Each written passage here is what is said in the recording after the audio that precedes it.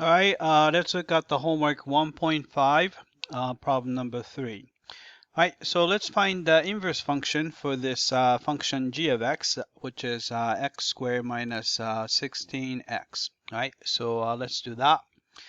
All right, step number 1, we're going to replace g of x by y. So you write it as a y equals x squared minus 16x. Right? And step number 2, we need to solve this equation for x. So to do that, I'm going to complete the square. So in order to complete the square, so there's negative 16, so half of that is 8. Square that is 8 times negative 8 times negative 8 is 64.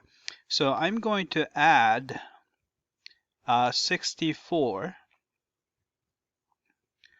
to both sides of the equation. So you have x squared minus 16x plus 64. Right? But that way we can complete the square. So I'm going to go ahead and complete the square. So you have x squared, actually x minus 8 quantity squared. Right? So we have that. All right, then we want to isolate the x, so third step would be I'm going to take the square root of both sides.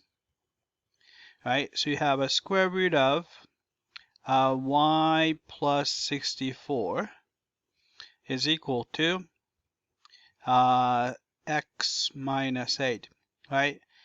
We would normally have to consider plus or minus, but we can use this condition here since we know that x is greater than or equal to 8, which means that x minus 8 is going to be greater than or equal to 0, right?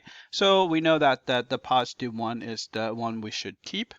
All right, then last step would be, well, actually, this is not a third step. And then this is going to be, all right, so we can simply add 8 to both sides. So you have 8 plus square root of y plus 64 is equal to x, right? And then third step is switch x and y, right? So you put 8 plus, so if you see x, we put we see y, we put x, and then we see x, so we put y there, right? And then last step is call that function f inverse. So f inverse of x is equal to, maybe I'll write the square root first, the square root of x plus 64, and then you have a plus 8. All right, so let's type it in. All right, so we have a square root of